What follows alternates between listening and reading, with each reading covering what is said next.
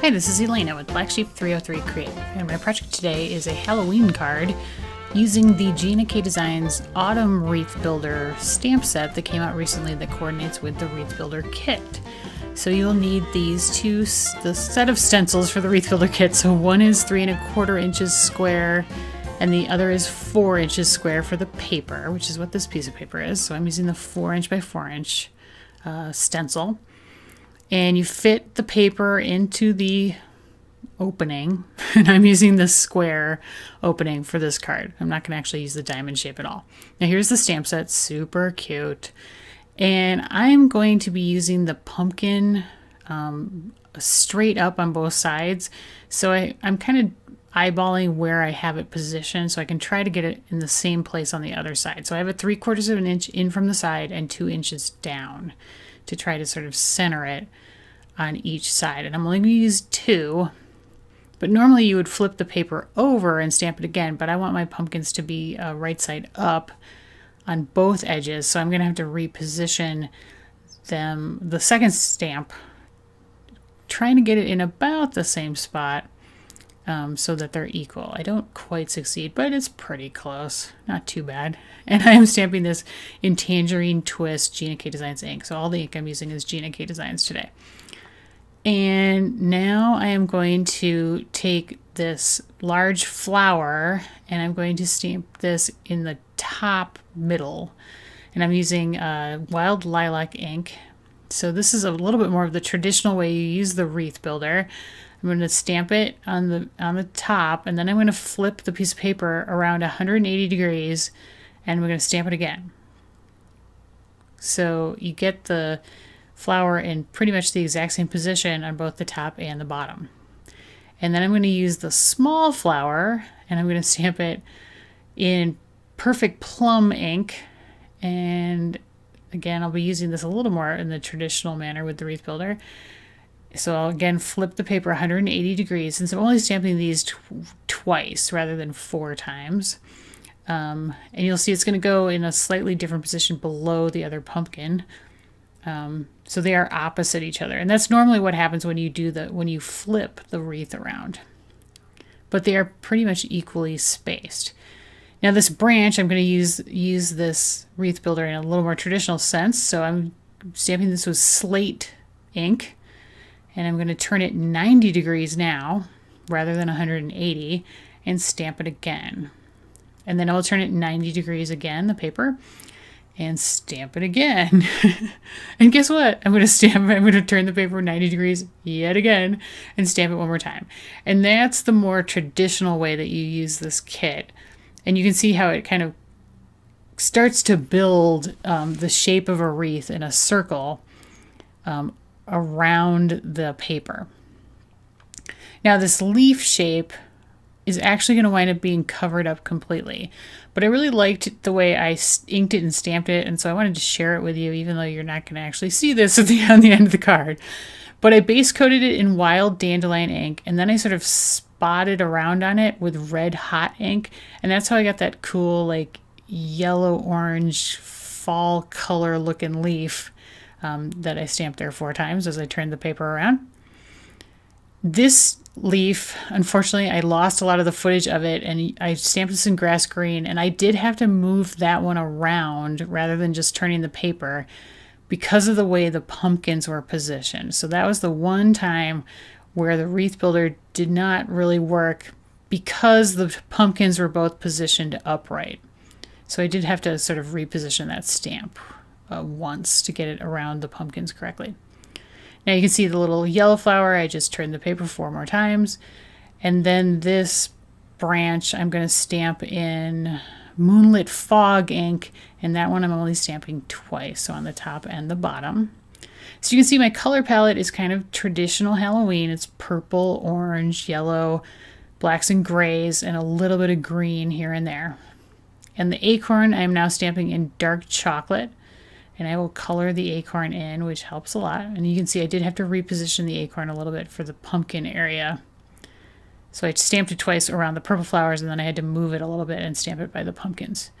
And then this little, I don't know what it is, like a leafy accent I stamped in fresh asparagus.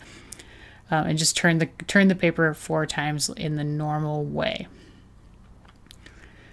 And that is the completed stamping. So now I'm going to color the acorn. And I did this with my Spectrum Noir Illustrator markers. I base coated the acorns in TN1, and then I'm going to add shading with GY2. And then the caps, the acorn caps, I colored with TN7 and shaded with TN9. And unfortunately, you will not see that because, again, my very frustrating camera decided to quit on me. And then the stems on the pumpkins, I am coloring in with DG4. And you can see what a difference coloring those in really makes. It really makes those acorns pop quite a bit. And I really liked the stems colored on the pumpkins too.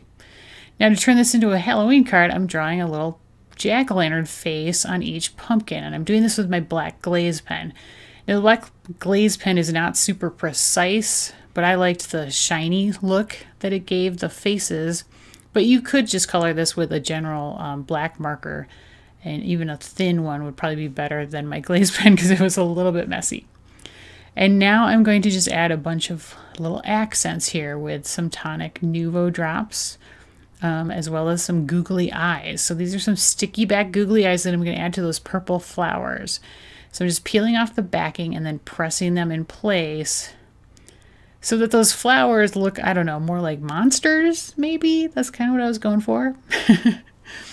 And that definitely adds to the Halloween-y feel of the card. Taking those from flowers to some kind of creepy monster-looking things, I think helped a lot, along with the little jack-o'-lantern faces and the color palette. And now for a whole bunch of Nuvo drops going all over the place, just being sprinkled here and there around the wreath. I think these are great for filling in any spaces that you feel like need a little extra color. And plus it adds a little kind of three-dimensional cool effect to these wreaths. So I'm using ripened pumpkin, dandelion yellow, purple rain glitter drops, and then later I will use a little bit of honey gold glitter drops. And then this is black enamel accents as well. So those all dry sort of three-dimensional and shiny and add a really, really pretty touch, I think, to these wreaths. Now for my sentiment, I'm stamping Trick or Treat in the Spooky Sentiment stamp set from Elizabeth Craft Designs. I'm going to stamp this in Gina K Black Amalgam ink. And this ink is amazing. It's both waterproof and alcohol marker friendly. So that means you can use it with like watercolor markers as well as your Copics or your Spectrum Noir markers. And that's going to be important in just a second when I color this. Now I'm going to die cut it out with the matching dies in the Labels 1 die set that you'll see in just a second. And there it is. And now I'm going to use my Spectrum Noir clear sparkle marker, and I am going to color all over that inside Trick or Treat circle. And as you can see, the ink is not running at all, which is so great and very important in order for me to sparkle that up appropriately. Now I'm going to use a corner rounder to punch 2 of the corners. My corner rounder no longer is on the market, so I'll link to 2 different ones in the video description if you need a corner rounder. That piece of orange paper is Tangerine Twist from Gina K, and it is cut to 4 1/8 by 4 1/8. The polka dot paper is from Photo Play's Matilda and Godfrey collection. It's called Haunted House. That's actually from last year Halloween paper, but it's still around. That is cut to 4 5/8 by 4 5/8, and that card base is Gina K Designs Wild Lilac cardstock, and it is cut to 5. It's a 5 by 5 card base. So I'm using my ATG gun to layer together the pattern paper and the orange paper. And then I'm putting 6mm clear double-sided adhesive tape on the back of the wreath just because of the googly eyes. So I'll layer that in the center of the orange paper. I'm going to go around the outside edge of the Trick or Treat sentiment with my gold metallic marker just to separate it out a little bit from the also white background of the wreath. And then I'm going to add foam tape to the back of it so it'll pop up in the center of the card, just kind of lift off the background a bit for a little added dimension. Pretty self-explanatory there. And now you can see I've added a little bit of gold glitter drops around on the wreath as well. And I decided I needed something extra, so I outlined around the polka dot paper with my black 0.05 micron pen. I added a couple of black dots to the orange paper, and then I punched out 2 little black hearts with my EK Tools mini heart punch there, and I'm going to add these into 2 of the corners because it just felt unbalanced to me. Like I felt like I didn't have enough larger objects. I had a lot of little objects, but not enough big ones. So the hearts kind of seemed to finish it off and balance it out properly. And that is the completed project. And I admit, it's a little different. It was kind of an experiment on my part. I wasn't sure I could make it work with the Autumn Wreath Builder kit, but I think it came out okay. I like it, and especially the little trick-or-treat, the jack-o'-lantern pumpkins definitely work, and I like the googly eyes too. So I hope you like it as well, and that I've inspired you to try using those Wreath Builder kits for maybe a different kind of a project. Thanks so much for watching. If you liked the video, please give me a thumbs up. As always, supplies are linked in the video description and over my blog. Love to get comments, so please leave me a comment. And if you haven't subscribed to my channel yet, I would love it if you do that as well. Here are 2 more projects I've done in the past using Gina K Designs, including the original Wreath Builder kit. And here's a Christmas card as well. Thanks so much. Have a great day.